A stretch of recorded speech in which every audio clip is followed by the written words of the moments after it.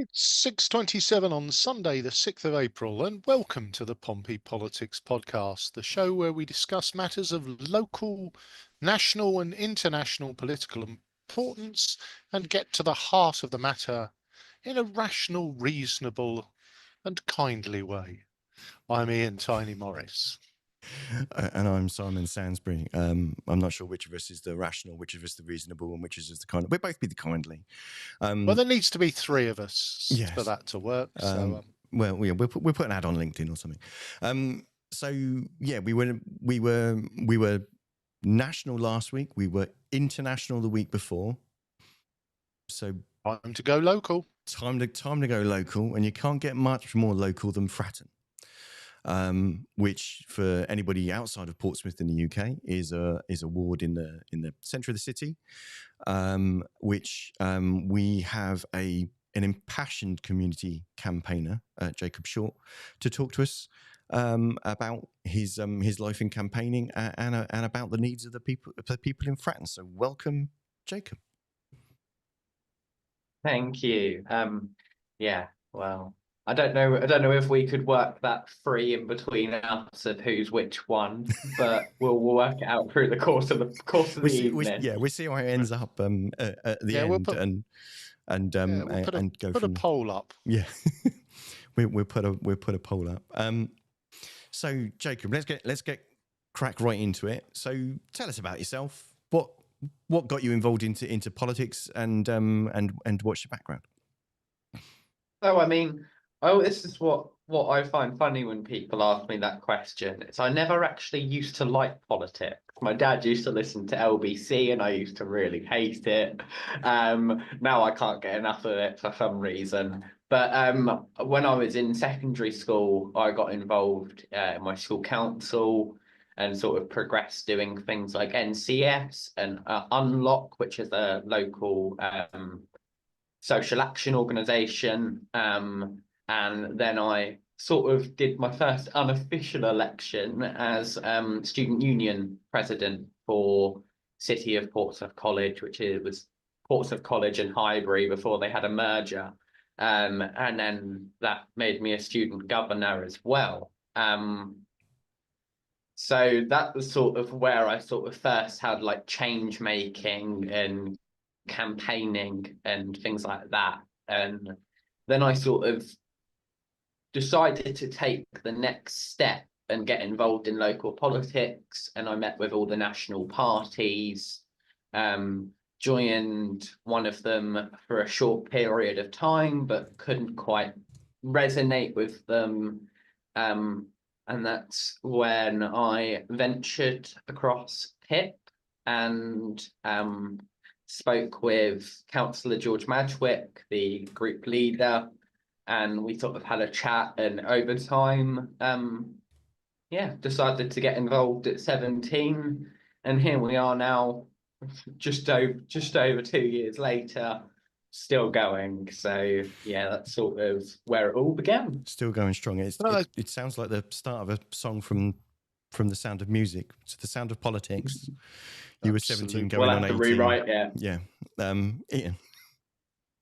So, and you mentioned there, for those who are outside of the city, the Portsmouth Independents, and that's spelt with ENTS rather than looking to campaign for Portsmouth to be its own entity. You've opted to join and stand as a Portsmouth Independent rather with the national parties. What drove you to, what kind of took you on that route? And do you think that makes it harder to get elected? I think I can answer that last bit firsthand. Having done 2 elections, it's definitely harder to get elected to council as an independent. And the national parties have a voter base. The Greens get just over 100 votes in Fratton. The Conservatives get just over 200. And Labour and Liberals are the ones that sort of battle it out until 2023, when I came along and sort of put a stick in it. But the reason why I went with PIP really was because, like I said, I couldn't resonate with the national parties, and it was a case of I cared for the local community and local matters and local issues, and I don't really have a national agenda. I like to keep up with national politics because at the end of the day, the decisions of national government affect everybody. But Pitt was the one that I could resonate with. It was the one that I found to be the easiest one to work in, the one with the most flexibility for how I work and for the way that I want to do things. There isn't rigorous voting. You know, we're not told, there's no whip system. We're not told how to vote for X, Y, Z. And it's just a case that, you know, I don't have to answer to the national counterpart. You know, I notice a lot of the national parties having acquaintances within them all, is they have to answer to what their national counterparts are doing. And with PIP, we don't have to do that. We have a local agenda and focus on Portsmouth. And I guess it's that's the double-edged sword nature of it, is it, that some people will vote for their preferred party irrespective of who their candidate is. So potentially you might gain some votes if you were in a national party, but equally, if, shall we say, a party of the moment is distasteful to the electorate, then that can have the opposite effect where people won't vote for you because of the colour of your rosette. So I guess it cuts both ways. Yeah, definitely. Perfect. Simon. Okay, so I guess you, as someone that's we see from your from your campaign material, you're out on the streets and you're speaking to residents a lot. Is there anything particular hot topic issues that you've got that are coming up at the moment in on the streets of Fratton? So I think the biggest issue at the moment that I'm a part of is Binstead childcare services have been asked by the city council to vacate the premises within 6 months, although a month of that has already passed, so there's only 5 months remaining. The council have said that they can't financially maintain the building anymore. There's been scaffolding up for around a year, with very little information as to what's next. So I've written to the Director of Culture, Leisure and Regulatory Services and the Director of Children and Family Services and Education to sort of just get more of a background from them. But I've also got a meeting organised within the next couple of weeks with the Binstead childcare management team, and we've got a group of parents and surrounding residents who are going to be working with me on getting a petition going to PCC through official channels, because they don't seem to like change.org and things like that, because they can't validate the data, and they can't confirm whether these people are Portsmouth residents, etc. So we're having to do it a slightly different way. So I have Councillor George Matchwick supporting me in his Leader of the Opposition capacity. So yeah, we're gonna see what happens within the next 5 months, and hopefully either save the centre and keep the childcare service there, because they've been there for over 30 years. You know, kids who were there have now gone back with their own kids, and it's you know, there are a lot of memories there. And if we can't save that specific building, hopefully find them alternatives. Well, it certainly sounds like a much needed, valuable service. So hopefully you can find the answers to that one and understand what the problem with the building is, and like you say, either find them somewhere else to live or find some other way to maintain the building. But is that the kind of sort of thing that comes across your, I wouldn't say desk, but that comes to your attention? Is that you know, just things can be happening in the community that may or may not have heard about or kind of understand? Or or heard of? So yeah, it's difficult because a lot of a lot of communications are online and maybe out in quite out in the open, and some are quite private, and there are a lot of things that I can't deal with without being elected. Yeah. So it's quite difficult for me to turn people down sometimes. But I do get a variety of issues, and also within my capacity of um chair of the Fratton Residents Association, we get a mixed bag of things there as well, and different meetings and things. So I do see quite a variety. Some I can help with, some I can't, but we'll see what the future holds. Thank And you. staying with that buildings theme, Jacob, obviously planning is something that comes up quite often. And you recently made a deputation against the redevelopment of Venture Tower into student accommodation, and yourself and the Portsmouth Independents have been quite outspoken about HMOs. I guess with, you know, a densely packed city, a thriving university, and a lack of affordable housing, what can really be done? And is there an element of the challenge around housing? Often these things can't be stopped by the local authority. But can you give us some of your thoughts on that? So I think the first thing to look at is that HMOs actually take away affordable housing, because they take away the family homes, the 2 3 bedroom homes that people need, and that the council could look into purchasing, because I know they are buying back some properties. I don't know the ins and outs of that though. And it also allows landlords to charge extortionate amounts for a small room, sometimes that barely meet requirements.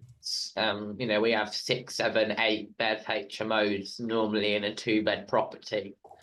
And there is something that we can actually do, and that the independents have been pushing for a few years now, is actually the 5% policy. Currently, it's 10% of properties within a 50. I can never remember the metric, but 50 50-meter radius. 50 meters. Yeah, that's the one. So it's currently 10% within 50 meters in a radius, and we're actually arguing to bring that down to 5%, because we understand within planning rules that you can't just object to it based on the type of property it is. There actually has to be something with some issues with the plans. But if we can change the policy and reduce the amount of HMOs allowed in the area, that balances it out to an acceptable level. Because, like you say, we are a densely populated city. We do have a high turnover of students, and we do have some of the university buildings aren't even filled, which is why one of the many reasons I gave a deputation against Venture Tower, because it's further away from the university campuses, and the ones closer to the campuses aren't filled.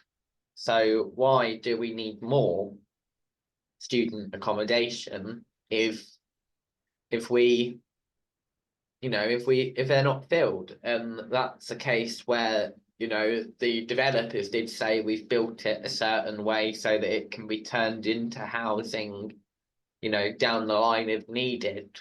But looking at the way that those rooms are going to look, and the size of them, and the modern designs of them, they don't entirely seem like they're going to be affordable. And I guess it's that point on affordability, isn't it, Jacob? I mean, an HMO room in Portsmouth is somewhere between sort of 650 and £900 per calendar month, which, is an awful lot of money. But I guess if you're a single person, or if you're a student, that you've got to live somewhere, and I guess it's that challenge of, you know, affordability is always a moot point.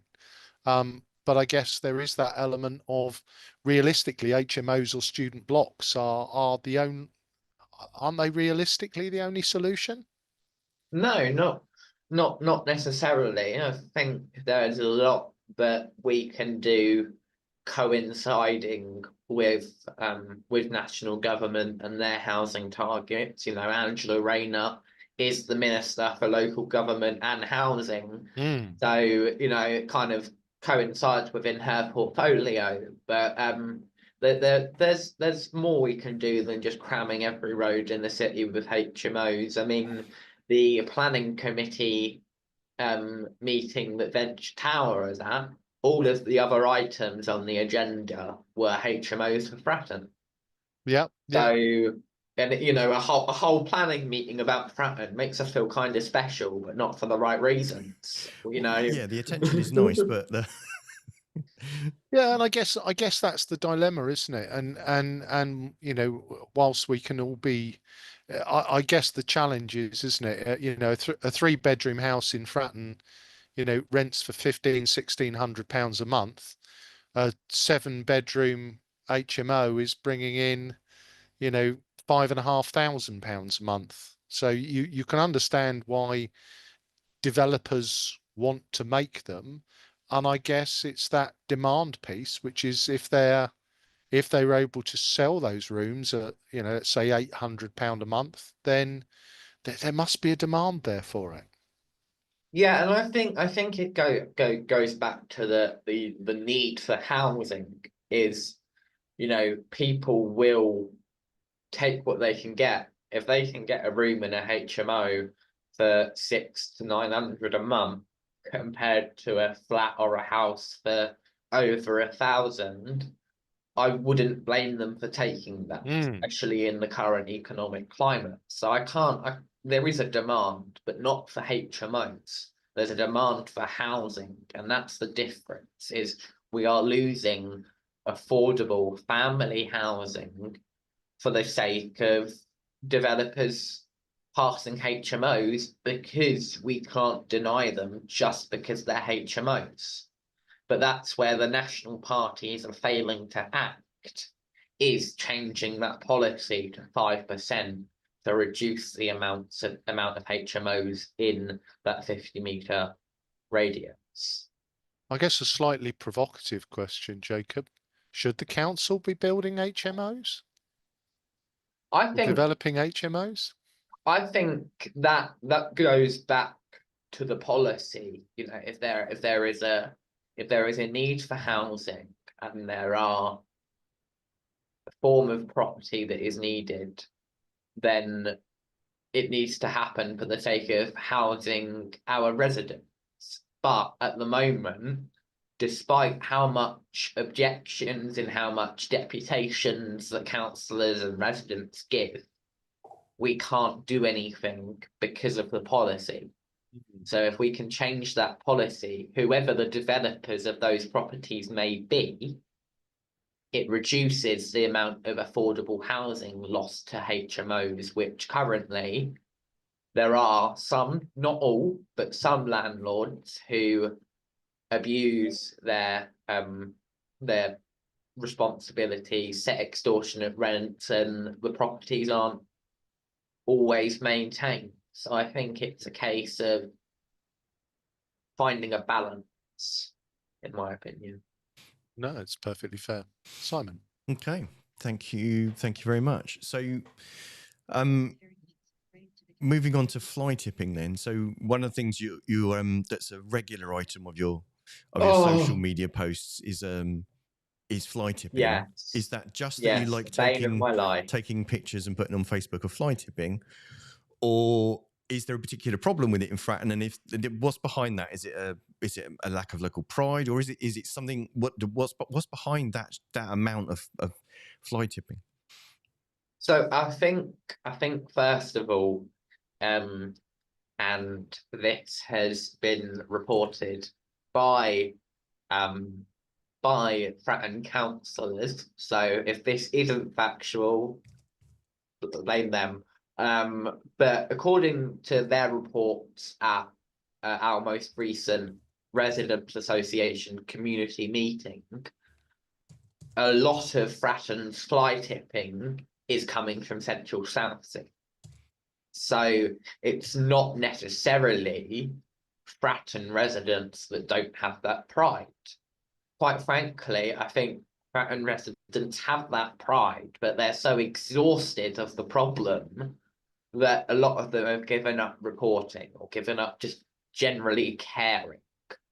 And I think that's the issue at hand, is that we have this major issue of fly tipping across the ward, and it's not, you know, down by the station or up by Powers Court Road. It is, I could walk from top to bottom and report 15 plus items of fly tipping. Like it's everywhere. And right now, you know, all I can do is, as I've been doing, reporting it, putting photos on Facebook, etc., raising awareness. But in my last 2 local election campaigns, I have campaigned for increased funding for CCTV in hotspot areas, and increased community warden patrols, because it is factual that the independents reduce fly tipping in their areas based on the actions that we take and the voice that we provided for our residents. I mean, both Councillor Madgwicks and Councillor Dyke up in Paulsgrove have reduced their fly tipping by over 80%. So it is possible to reduce fly tipping by major amounts if you put the right thought in, the right actions in place, and the right money where it needs to be.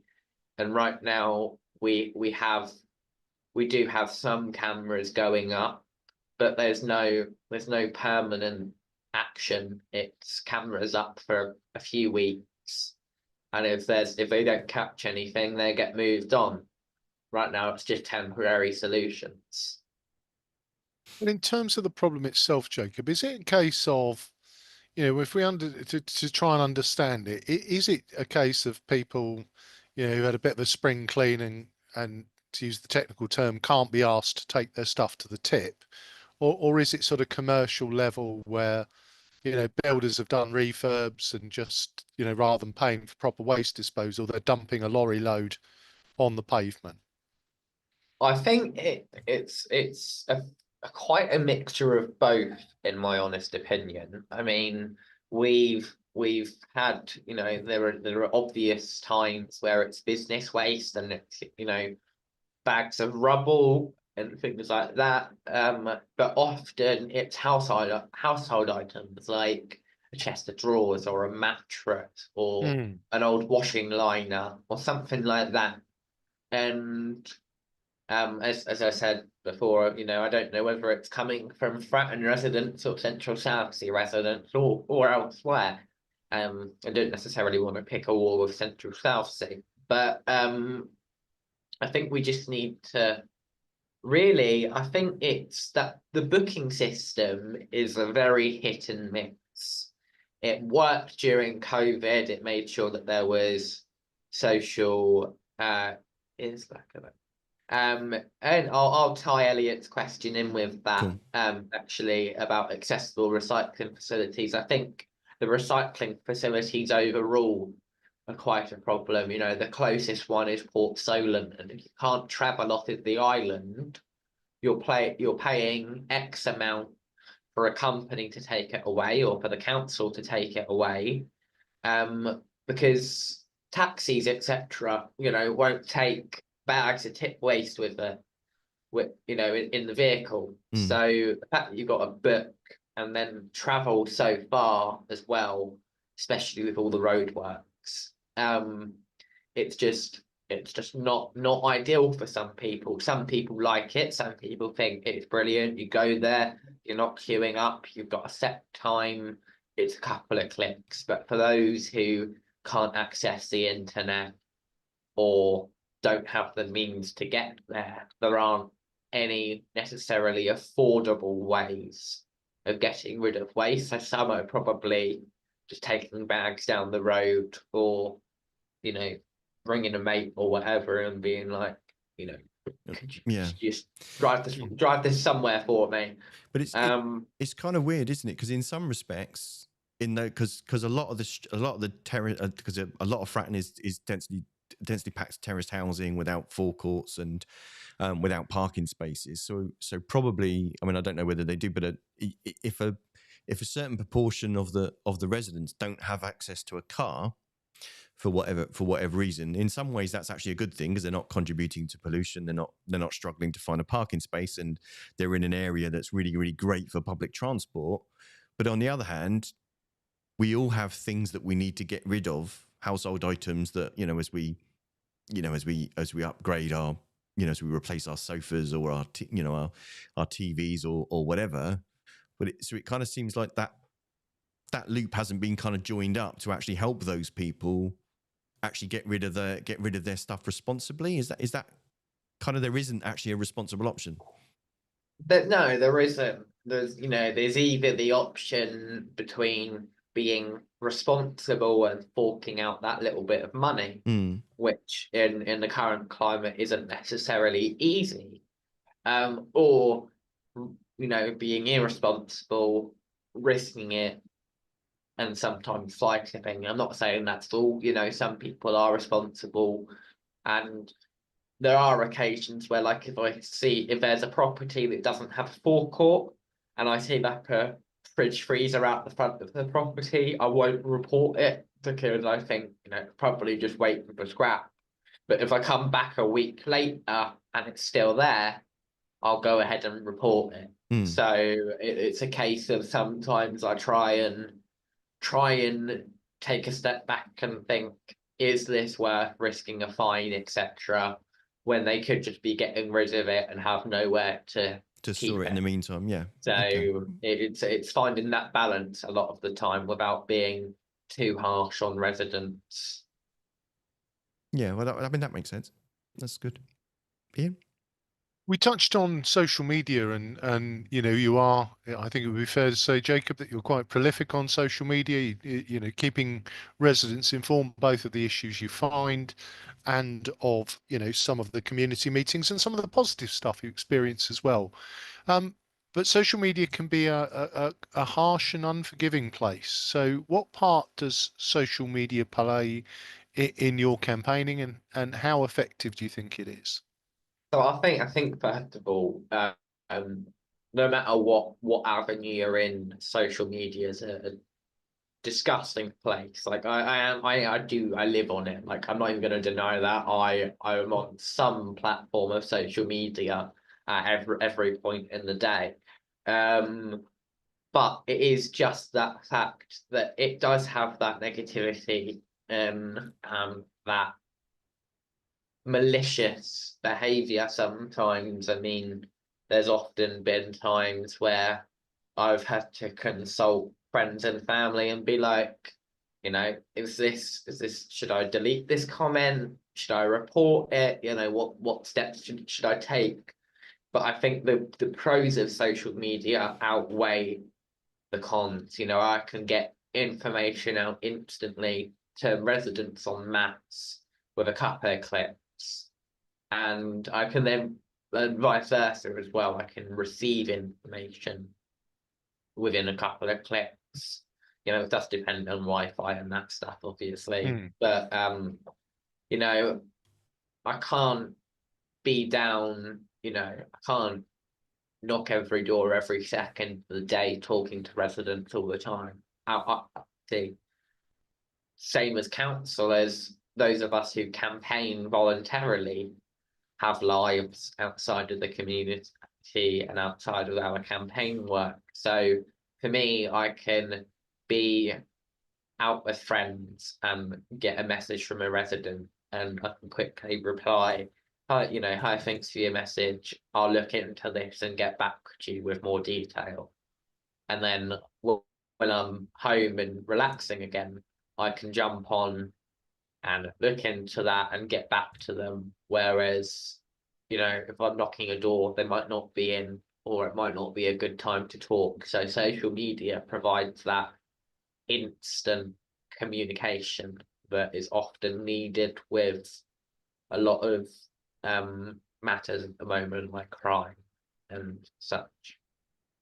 Just a follow-up question on that, Jacob, because I occasionally venture on social media myself, and you said you've been kind of a couple of years at this. Do you think that social media is becoming more hostile? I guess I looked at there was a story around the HMO planning that the news posted today, and instantly there were 20 comments kind of added, which was, well, all the bloody councillors are taking brown envelopes. Well, if we weren't letting in everybody in boats, then there'd be plenty of spare housing for everybody. Everything seemed very, very negative and very aggressive. Do you think you've seen a change in tone in the last couple of years? Yeah, I think it's not just social media that's changed, it's people's attitudes towards politics and politicians and such, is that, you know, we have these news stories popping up daily at this rate of councillors, MPs, candidates, whatever, being suspended or at points arrested. And it just sets people off. And at the end of the day, I don't blame them. And I think social media is just a way of sitting behind a screen, no risk of, face-to-face conflict or physical conflict. You can say what you want, the good old phrase, keyboard warriors. I think people are angry and they feel safe behind a screen Hmm. to just do that. And that's why social media has become a place of hate, because people don't argue or debate with each other face to face anymore, because on every side of politics there are these extreme opinions that people would get in fights for if it was face to face. Hmm. And so social media is a safe place, but it's making it hostile for everyone in the process. So I guess if we flip that around to something more positive, does that mean that your experience as somebody who, let's face it, you wear out a fair amount of shoe leather in Fratton, getting about and speaking to people and talking to residents. Would you say that the IRL or in real life experience of a political campaigner is better than the one you experience online? Oh, yes and no. I mean, I've had my fair share of abuse on the campaign trail. I mean, from when the Portsmouth Labour WhatsApp groups got leaked, there was a member of the Labour Party that openly paraded in there that he screamed at me while me and a group of friends while we were delivering leaflets. So I do get the abuse in person as well, but it's not as often. And I think it goes back to that same point of people feel able to, say something disgusting to me behind a screen, but wouldn't necessarily come out the door and say it once I put a leaflet through. I mean, you'll get some people who will like come out and be like, you know, complain that they don't want it and then chuck it on the floor. And it's like, you could have just handed it back to me. Hmm. Like, been nice and handed it back and just said, you're not interested. Can I take you off your list? You Yep. know, and that would have been fine. So, it's very minor abuse in person. The the proper like gut-wrenching, heartbreaking stuff is more online. It's yeah, I think that, I mean, I think that's you make a good point there, Jacob. I think I know Ian will find it hard to believe, but sometimes I've disagreed with people online and got myself into situations where All the time, you. where where that's become a bit of a tit for tat. But I think you're right that if you were actually if you were sat across a table in a pub or something, you wouldn't actually have that sort of engagement. Some of the really bonkers stuff, to be honest with you, most of the people would say, "Oh, shut up, you're talking nonsense," and that would basically just shut that conversation down, or you would just ignore the kind of drunk person, wittering on about the aliens stole their cat or something at the end of the bar that everybody kind of ignores. But mostly people in person aren't anywhere near as they don't seem to have that free license to be as shitty to you in person as some people seem to hide behind online, do they? Yeah, there's definitely people definitely feel a lot more confident behind the screen. Yeah, for sure. We've got a comment here that I'm going to share because it's a word I've never heard before, and it's from Smooth Life. I don't know if you can. I'll read it out. So people saw the world stop during COVID. People want the world to stop again and to address their needs, cost, upward social class, movement, opportunity, housing availability. Social media breeds slacktivists. I've never heard the word slacktivist before. Anyone want to? What does it mean? Anyone? Which platform is that on? That's on YouTube. On YouTube. Yeah. What's before the word activist? It's slacktivist. So it's a contraction of the word. Yes. No, I have heard it so before. is this like a lazy activist, not someone that gets It is up and indeed. goes to protest, but Oh, someone well, that is a keyboard warrior? Oh, okay, right, okay. Yeah, well, we learn yeah, something new every day, everyone. Yeah, Thank you very much. That's good to learn. Yeah, We've no, learned it's thanks, Smooth Life. You've taught us a new word. No, and it is. I guess it is that challenge where the art of disagreeing nicely is a dying art. But hopefully, it's something on the podcast that we're keeping the spirit burning bright. We keep that light of hope burning. And in terms of things which can bring disagreement and should we this go to one's the next yours, really easy Simon. subject?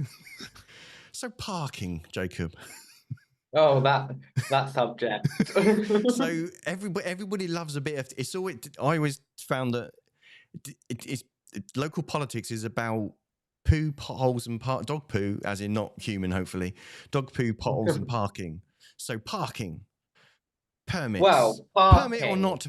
Parking permit or not to permit. Hated or loved. Are they needed or wanted in Fratton? What's the? I think it's a difficult one because wherever you go in the city, parking permits are going to be hit and miss, and it's a factor that I've noticed throughout my time campaigning is that there are a lot of roads where one side is permitted and one side isn't. Oh yeah, and things like that, and that creates a lot of issues. I've always said you either permit the whole city or don't permit any of it. That's always been my personal opinion. But in Fratton, residents wanted it. There was a consultation back in 2023, maybe late 2022, for St Mary's Road up to New Road. And back in October 2024, I was told by the council that it was delayed and would be implemented early 2025. We're 4 months in and residents have had absolutely zero communication. So they want it, they're not happy, it's not happening. It was the Liberal Democrats promised in 2023 and they haven't delivered as they said they would. So here we are now with parking issues continuing 2 years later. I've campaigned for a resident parking advisory group, which would bring together councillors, residents, council officers, local schools, businesses, etc., and working out a parking solution that works for everyone. On the weekends, maybe use Portsmouth Academy's car park for local residents, within that permitted zone. Because I know, or like on match day, let people park in there. Because I know Milton Cross do match day parking. And there are loads of different things that we can do to ease the parking issue. You're never going to resolve it because there are too many cars on the road for parking spots. Unless people start getting rid of cars, we're not going to solve parking. Yeah. But we can ease it in other ways rather than election promises that aren't kept. You thought a school, if they can find a way to charge for parking on match days, considering how cash-strapped most schools are, surely they'd be onto a winner. Well, Milton Cross do it, and I think they charge about $2.50, something like that. So, like, it's not even a lot then. That's yeah, no, I mean, they're massively underselling that. They're underselling that. They need a consultant. We've just made ourselves they need to lots of fans in Portsmouth City, Portsmouth Football Club. That's great. We've they're gonna love us. But yeah, that's lots of different ways to kind of tackle that one. So yeah, thank you very much. Yeah, so I guess if we look back a little bit, three elections in, Jacob, and I think most people who don't follow politics and sit in that keyboard space probably don't understand the emotional load that a candidate puts in to an election campaign. And in 2024, you fell less than 100 votes short of winning the Fratton ward. Without wishing to trigger anything, can you take us back to that point? Kind of how did you feel, as those numbers were read out? Well, I had my annual election cry. Every election, I like to go into one of the rooms and just let all the emotions out because it was during the count, the nerves were high. Like my anxiety was through the roof. I was terrified, and then just that final blow of the 95 votes.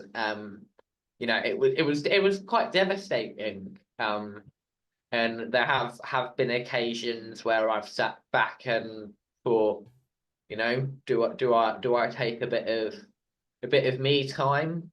But I sort of decided to soldier on and continue, took a week off or similar, something like that, and then went back to it because at the end of the day, if I can help residents in some capacity, I will. I'm not one of those candidates that you'll only hear from them at election time, and that you don't get any updates or any communications from them. I want to be that all year round sort of help for local residents and sort of be that voice, and that's sort of why I keep on doing what I'm doing now. I mean, we're just over a year away from the next election, so, and I'm still going strong. So just gonna do my best and hope for the best next year. Yeah, and it's interesting, isn't it? That again, because we only elect in 3 out of 4 cycles, this one it was always going to be a fallow year. So, I guess there is that piece, isn't there, where I guess if you would have decided to take 6 months or even probably 12 months off and then do a 12-month run in, you'd be doing more than most political campaigners. I guess my question is this kind of political local activism become a way of life for you now? Yeah, I think I can't lie. It does take over your life in some capacities. Like I won't deny that there are times where I am, I wake up and I'll reply to my emails and I'm still there in the evening writing something or organizing something, and it's 24/7 365. I mean, I've had residents reach out to me at 1, 2, 3 o'clock in the morning, and just because my sleep is awful, I'm awake, so I'll reply and help where I can. But I think it's definitely become a way of life, and my friends and family have noticed that a lot as well. I mean, for those people who don't know me very well, I have got an identical twin, who, bless him, works at one of the Lidls in the city, and he gets a lot of oh, tell Jacob I voted for him in the election, or tell Jacob, and he's just done with it. He'll ring me after work and be like, "Can people stop coming and talking to me?" But he's And I get a lot of, "Do you work in Lidl?" And I'm like, "No, that's my twin." well, But I mean, yeah, he's making note of them, right? Because that's passive canvassing. well, yeah, I might get able to start like telling. Don't know whether his for boss in me. Lidl will I might, yeah, take contact details and drop them to me at the end of the day. just give them a notepad and just ask them to write their details down so that Yeah, I might steal that. or give them a Actually. I might QR get him to do code that. so that they can just If that scan it. doesn't break any election rules. Yeah, scan it, a QR code and scan it on their phone or something. So we've got a couple of comments. We've got another one from Smooth Life saying, don't get too down. You seem a young guy and life's a long time. So bit of support there. And Yeah, I appreciate that. as you say, leader of the opposition, just for those who aren't familiar with the political situation, the Portsmouth Independence Party are the opposition. So they're the party with the next highest number of seats on Portsmouth City Council after the administration, which is the Lib Dems. George Madrick, he's remarked about you messaging him at 2 a.m. Look, if you're both up at 2 o'clock in the morning then and answering messages, look, George, you reply. That's not my fault. If you keep on replying to me at 2 a.m., I'm going to keep on messaging you at 2 a.m. That's on you two, and you're both going to have to sort that out between you. But I mean, but it must be kind of something coming from 2023 where you were 600 votes behind you're in third and 600 votes behind the winner, to 2024 to be less than 100, but you're 95 votes behind, and actually to close that distance in only 1 year. Is that do you allow yourself time to understand surely that's quite a successful thing, right? That's quite an achievement. Well, yeah, I took pride in the fact that I was the only candidate in the 2024 locals. Not, don't confuse it with the general. I was last there, not second. But with the locals, I was the only candidate or party per se to increase my votes. Labour dropped by just over 200, or maybe just over 300, something like that. No, 200, and Liberals were just over 300, and the Conservatives and the Greens stayed similar to their normal rate. But I despite the results, I did take pride in the fact that I was the only one to increase my votes, and there was a good old Labour leaflet during the 24 local elections saying that it's a battle between Labour and Lib Dems. The other candidate came 600 votes behind. Like, they wouldn't even call me the independent candidate or Jacob or anything like that. So I was like an ambiguous candidate to them, and then I came along and beat them. So that was that's a little spring in my step when negative campaigning starts and you prove them wrong, and it's a bit like, look at us go. Well, yeah. So just to close the show out, Jacob, so what does the next sort of 13 months hold for the quote unquote other candidate? I think for me it's I think trying for the first part anyway is balancing my life a little bit. I don't want to jump right into election mode a year out. I want to make sure that I see my family and my friends and spend time for myself. So while I'm still out and about every week and answering the phone and bits like that. It's very much me time for a little bit, Yeah. but I am intending, as people very well know, I am intending to stand again. That's public knowledge. Everyone knows that. All the other parties are probably prepared for that. So I'm hoping in May 26 to finally win an election that isn't student union and the award councillor for Fratton. But between now and the next sort of 13 months or so, I think it's going to be a very steep climb. Yeah, well, there's going to be a lot Perfect. going on, isn't there? There's all the mayor if stuff, there's one, there's the local government reorganisation stuff, and the Yes. Well, that won't come into play. We don't really know what's happening there, but we know that's not coming into play until sort of 27, 28. So I think in my brain, I can't talk for the whole of PIP, but in my brain, I'm very focused on 2026. And even if I'm only elected for a year and local government reorganisation changes everything, I want to be able to do what I can within that year. So my goal as a personal candidate is just 2026.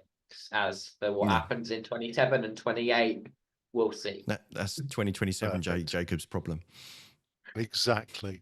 Yeah. So on that, thank you ever so much for coming along, Jacob. And I think on behalf of the Fratton residents, thank you for the work that you do in that voluntary unpaid capacity, because it's very clear to anyone who knows you that there's an energy behind that work that is to help and support your local community. So you've been listening to the Pompey Politics podcast. I've been Ian Tiny Morris.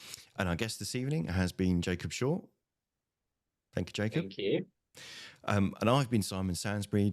Please do make sure to join us next week at 6:27 when we'll be hearing from a councillor from Hampshire County Council and hearing from a councillor from the Isle of Wight to hear their views on all of the shenanigans around devolution and local government reorganisation.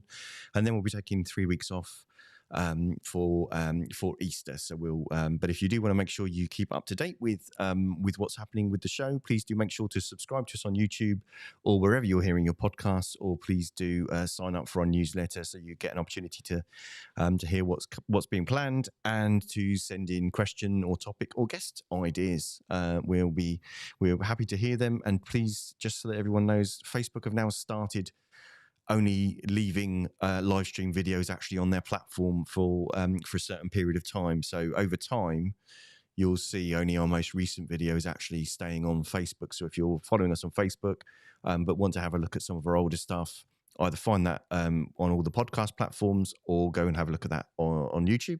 But see you next week at 6:27. Thanks very much.